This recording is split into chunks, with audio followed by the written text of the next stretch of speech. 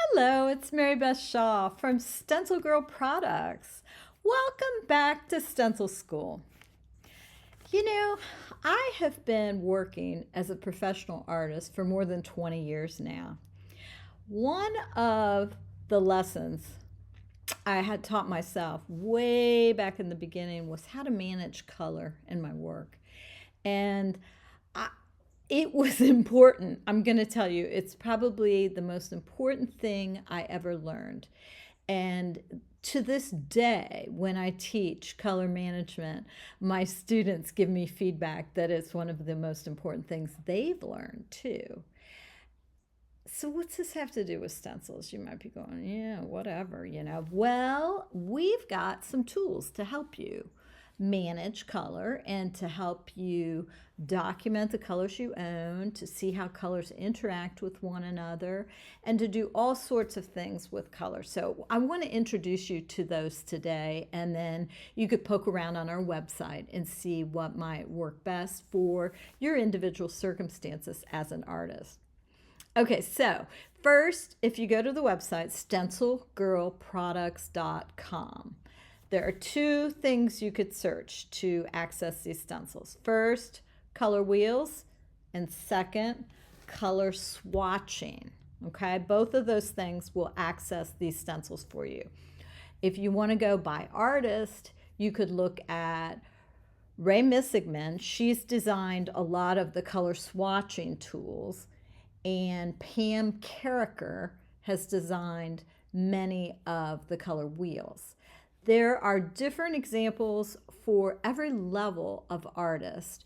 There are samples shown along with the pictures of the stencils, so you can find what you're looking for. And if you ever have any questions, you can just reach out to us at Stencil Girl and we'll help you out.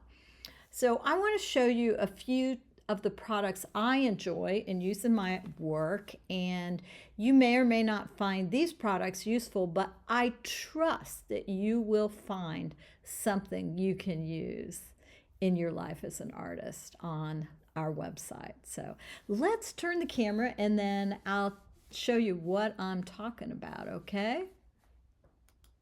All right, so this is one of Pam's stencils. It's S as in Sam 114, and it is here's a little bit of it that I've given an example of right here. And this stencil is specifically to look at hue, tint, tone, and shade. So I've got an example of how it could be used right here. This is golden primary magenta that I painted into this top opening here. That is the hue we're working with. So that's our color, primary magenta. Then the second is the tint. So that's what it's going to look like if you add some white to it. So I added some titanium white. The third is the tone. That's what primary magenta looks like if you add a little gray to it. In my case, I used shading gray because it was already mixed up. But if you don't have a gray, you can just mix black and white. And that's the tone. And then the shade is if you take black and blend it with the magenta, and then you get a shade that is a little bit more on the pinkish side. Now, I would say it maybe doesn't come up on camera as pink based as I'm seeing it here in real life, but it really does make a difference when you take a tiny bit of black and blend magenta into it, or any other color into black. It makes a more sophisticated black, and it's great to know that as an artist. So to make up a color wheel like this is very useful because you can look at the range of colors you can get out of a hue, and I love that. To start it off, all I did was trace the color wheel with my trusty Unipen fine line. This is a water and a fade-proof pen that's super permanent, so it's great for tracing it. The .3 has a tiny little nib, and it will trace, you can see it here, this tiny nib, and it will trace right inside these lines, and then you can proceed to document the hue, tint, tone, and shade of colors across the color wheel. That's a good one. Thank you, Pam Kerker. Love it. So next, I'm not going to do these in any particular order. These are just some that I use in my art. This is S as in Sam 837 by Ray Missigman. I used this one to preview some triad type-ish palettes that I wanted to use in my work. So what I did was, like here, Gonze Tambi, DS, that's Daniel Smith, Opera Pink, and Hansa Yellow. I took those three colors and I put them across there and kind of blended them out, super wet and wet, to see what they'd look like. Here I did TMB F18, Green Gold, and Queen Gold. These are both, well, Queen Gold's been discontinued now, but these are both golden fluid acrylics. And I blended them out wet and wet to see what they would look like together.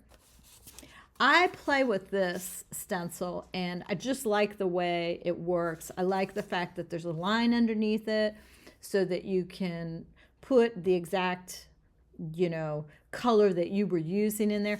I mean, you could use this for anything. You could take a pencil and two paints, or two pencils and one paint, a pencil and a gesso and a paint. You have tons of options with this one. Super flexible.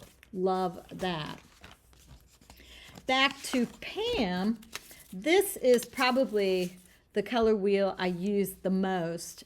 It's sadly, I used to have a ton of these, and by a ton I mean like probably 24 of these with different triads. And sadly, when I had that flood in my studio, that rain damage that turned into flood, I lost almost all of my handmade color wheels, and oh my gosh, it just broke my heart. But here's one I've made since. So again, you put the wheel down on your paper. I'm using a watercolor paper here, and I use 3 golden colors, a yellow, a pink, and an indigo. So red, yellow, blue, if you so to speak. You can pick any 3 colors you want. The idea here is to figure out what this palette is going to do and what it's going to look like. So you put down your yellow, then your red, or in this case it's magenta, then mix these two together and it makes this. I use a lot of water when I make these because I tend to use my fluids with a lot of water too. So I want to see how they're going to react when I'm using them in real life and when I'm doing my painting. Great, great, great color wheel. It will always help you out. This is another Pam color wheel, S115.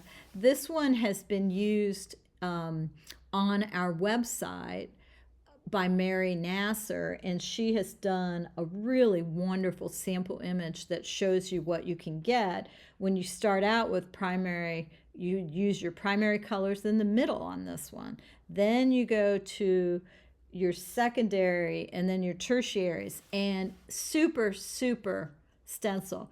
And need I say, Mary is an art teacher in high school, so she knows what she's doing, and it's a great example on the website that you'll find. Here is another stencil that Ray has designed. This one is L903, and it comes in 2 sizes. This is the 9x12 size, so you would need to use a 9x12 piece of paper if you're going to put this whole stencil on it. But there's also a size where the boxes would fit into an 8.5x11 if you wanted to use smaller paper. So on this one, I started it up here to give you an idea of one thing you could do with it. I traced, again, using my permanent pen, and I traced through some of the boxes. Now, up here at the top where I labeled, I put permanent for this column, and then I put water soluble for this column, and then pencils for the next column. You can use this any which way you want. I thought it would be super cool to use it to document my collection of blue writing utensils, essentially. So that's what I started to do here as an example. And I think I like it so much, I'm going to play around with this a little bit further and do more of it. But for instance, this first one, I colored in the square with this Posca marker. And then underneath I wrote Posca Emerald. So emerald is number 31. I could have added 31. I could have used this whole sheet just for Posca. You can do whatever you want. And that's the point of having tools, because these are tools to use in your work. So then I did a couple Poscas, and then I went over here and I did a couple of the woodies. Now the woodies are water soluble. So I scribbled them down first, and then I painted a little water over top so I can see exactly what that woody looks like when you wet it, okay? And then I did this one next. Love that. Love knowing that. Over here, I went into some pencils, but again, in retrospect, I think what I'm going to do is use a whole sheet just for pencils. So here's what I was thinking. I would use this whole thing just for pencils and just start going loosely by color, like do all my blue pencils and put them down like I did here. This one is the light cobalt. So I put down the light cobalt, and here I put down the Inktense Sea Blue. The light cobalt is a Lyra Polycolor, which I believe this has an oil base. And so then what I did was I took a brush and just grabbed some water, and I pulled the water over top. Well, you can see the Lyra Polycolor doesn't move at all, right? It just sits there, completely permanent. The Inktense bleeds out. And this, for me, is super information to know. This is the kind of thing that, I know a lot of them from heart now because I've been doing this so many years, but in the beginning, and this was before I even had these reference tools, it was so important to me to know if I'm using a pencil, is it going to be permanent? Or when I use my next layer of mixed media paint, is it going to bleed out? So these are things that I want to know when I'm working. And these stencils are so useful for that. So useful. Please take a few minutes and look through our website. Look at color wheels. Look at color swatching. I think that you will be delighted with all the different options we have, because it's up to you to figure out how to make these tools your own and to use them in such a way that they aid you in moving your art to the next level.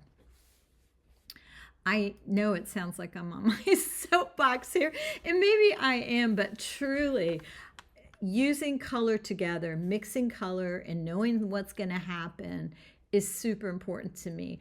I am the kind of artist that I like to work sort of on the fly, and I like to use my products willy-nilly, one with the other. I don't methodically mix up my paints. I just wing it, and I want to know what's going to happen if I take primary magenta and add some shading gray to it. Approximately, what's it going to look like? So I hope you'll consider taking a look at some of our tools and the samples that are on the website and developing your own resources for your own work.